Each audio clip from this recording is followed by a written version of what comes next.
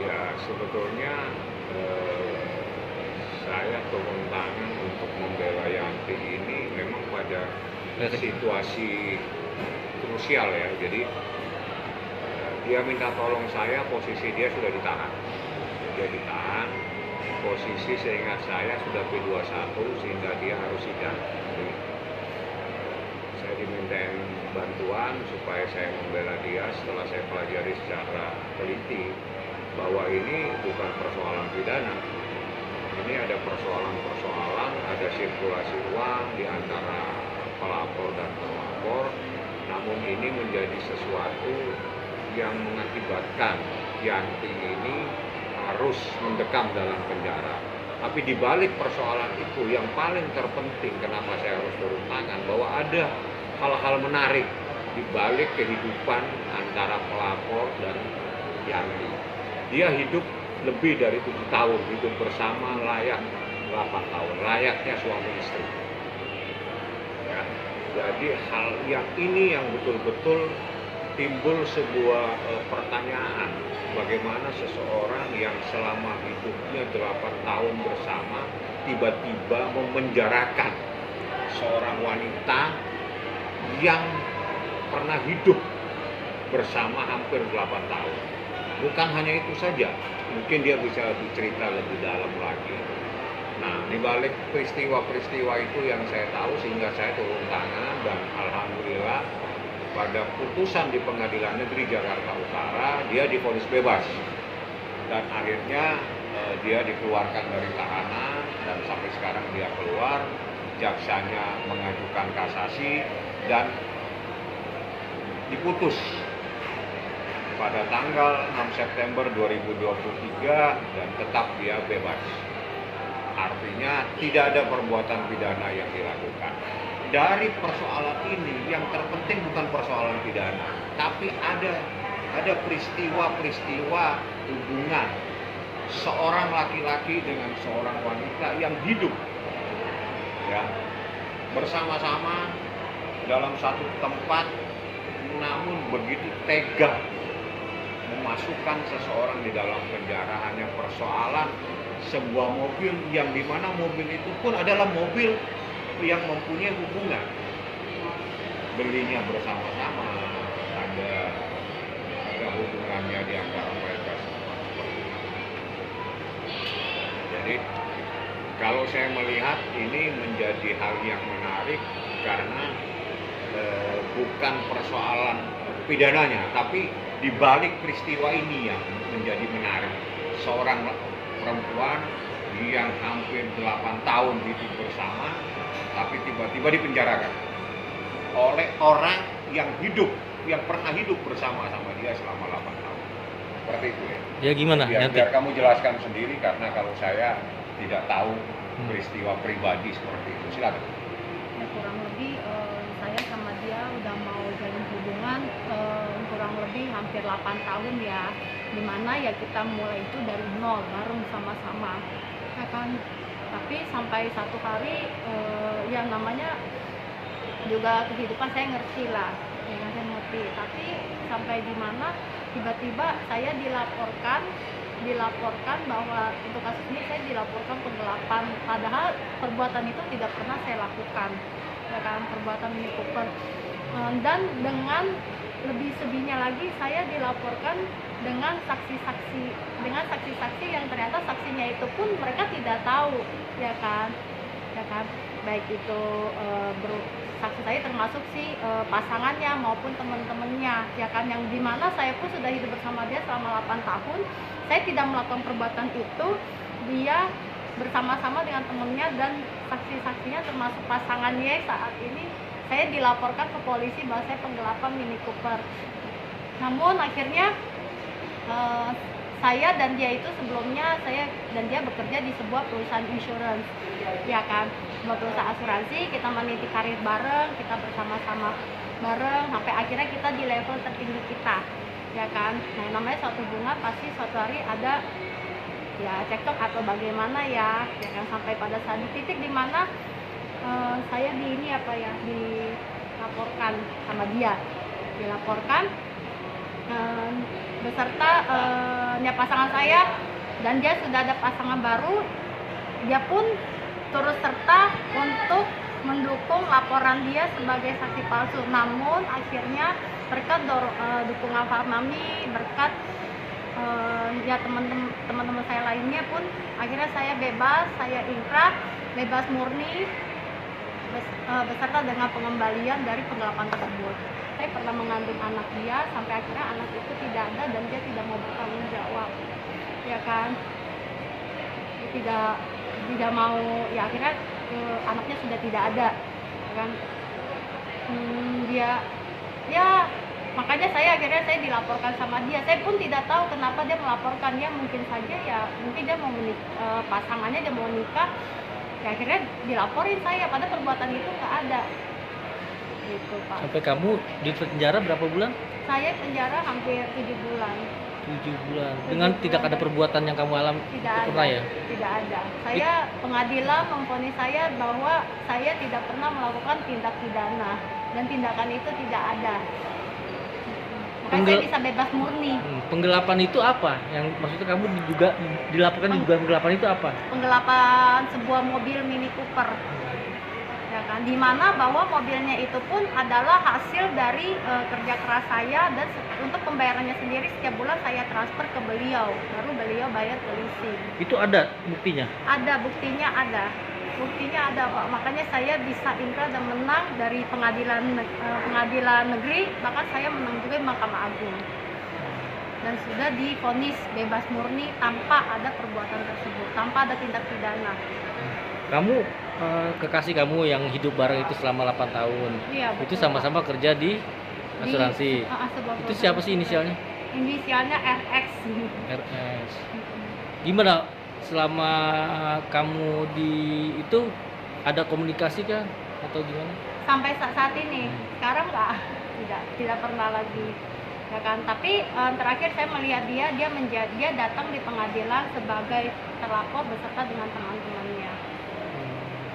Gimana dan kamu? Perempuannya. Ini kan kamu sebagai wanita ya, artinya kamu mencintai orang yang salah, betul nggak? Gimana sih, apa yang buat diceritakan ke masyarakat agar masyarakat juga bisa mencontoh lah, jangan sampai seperti kamu. Saya perempuan, ya kan. Ya mungkin banyak orang bilang saya bodoh, ya kan. Tapi di luar itu kita tidak pernah berharap, ya kan, selama kita menjaga hubungan selama itu akan terjadi hal seperti ini. Bahkan sampai dia tega untuk memasukkan saya ke penjara, ya kan. Dia sudah pernah hidup bareng sama saya, bersama saya, ya kan, dan uangnya pun semua dia yang pegang, ya kan.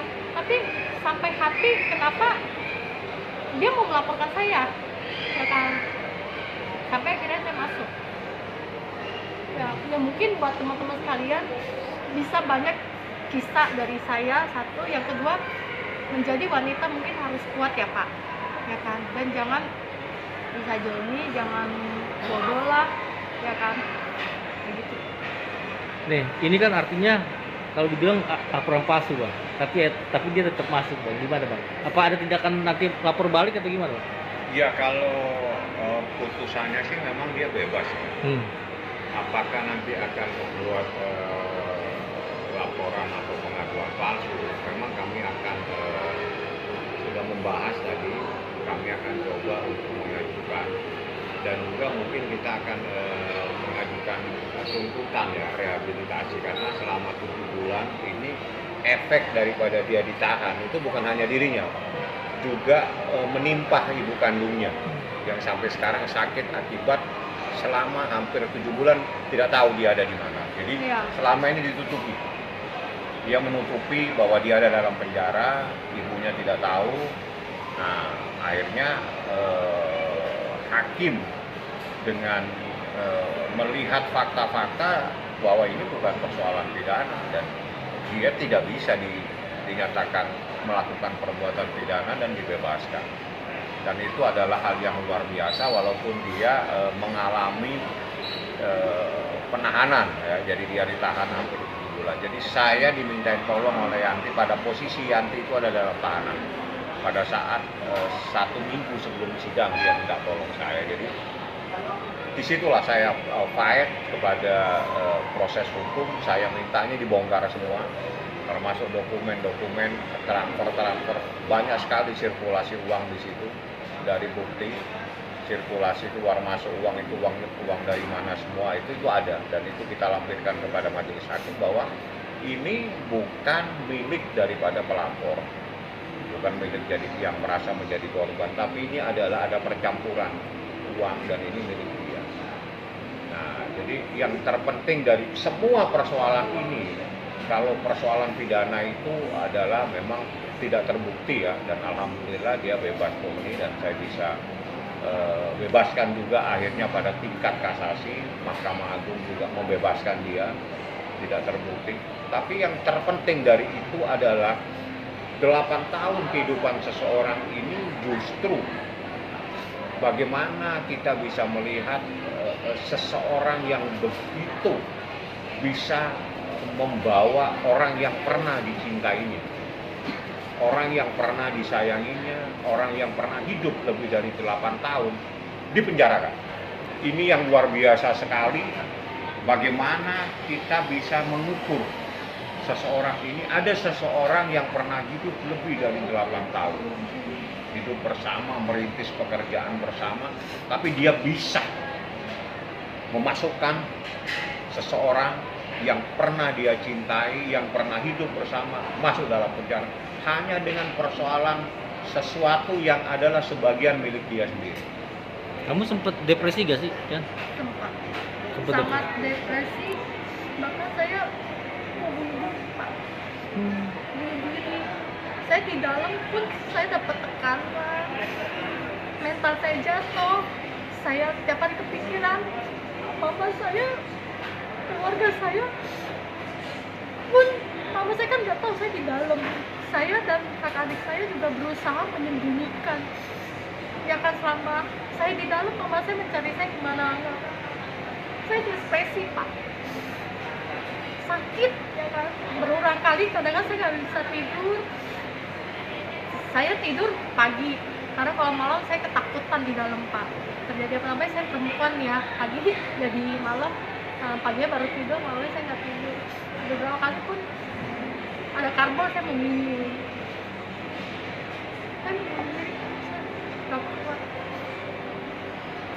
Segitu sakit hatinya kah ketika kamu? Apa yang akan kamu lakukan ketika kamu udah dinyatakan bebas di tingkat yang paling tinggi lah?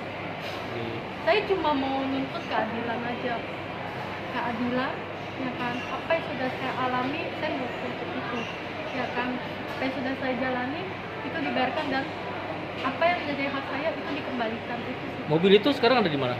Mobil itu saat ini ada masih di Kejaksaan, Jaksa mana? Jakarta Utara. Jakarta Utara, dan sampai sekarang sudah dari proses dari September sampai saat ini mobil tersebut saya belum terima, ya kan. Sudah dibantu juga dengan Pak kami, ya kan, yang masih berusaha untuk diambil, dan semoga bisa cepat ya Pak. Jadi ya kalau mobil saya meminta jaksa penuntut umum untuk segera melaksanakan putusan, jangan menunda-nunda putusan yang menjadi perintah dari pengadilan. Tolong jangan menunda-nunda perintah pengadilan untuk yang memerintahkan bahwa sebuah mobil harus diserahkan kepada Yanti. Itu yang pertama. Yang kedua, Yanti juga membuat laporan di Polres Metro Jakarta Utara. Ya. Iya. Jadi kami juga berharap dari Polres Metro Jakarta Utara laporan atas nama Yanti mohon untuk ditindaklanjuti, jangan, supaya ada kepastian hukum terhadap Yanti. Juga ada laporan di Polda Metro terkait dengan penggelapan uang yang juga dilaporkan oleh adik dan saudara dia, adik ya, penipuan dan penggelapan uang. Jadi kita minta supaya apa yang diharapkan adanya keadilan oleh Yanti ini dapat terpenuhi. Jadi itu yang terpenting, dan saya minta sekali lagi, karena saya sudah berkirim surat, apakah saya harus kirim surat kepada Jaksa Agung hanya persoalan dengan satu mobil kecil seperti ini? Tolong jaksa penuntut umum serahkan itu mobil segera, karena itu adalah perintah dari pengadilan. Ya, tidak ada alasan Anda untuk menunda-nunda karena ini adalah perintah. Serahkan itu mobil kepada Yanti sebagaimana amar putusan. Tidak seharusnya saya harus berkirim surat kepada Jaksa Agung, tidak seharusnya saya juga harus kirim surat kepada Jam Intel atau Jamwas atau Jampidum. Ini cukup pada level kejaksaan sudah bisa menyelesaikan perkara ini. Kasihan ini, dia menunggu, mengharapkan hak dia yang diputuskan oleh pengadilan, tapi tidak mendapatkan respon yang positif. Jadi saya minta Bapak Kejari, tolong perintahkan kepada jaksa untuk segera menyerahkan mobil tersebut kepada saudara Yanti. Seperti itu.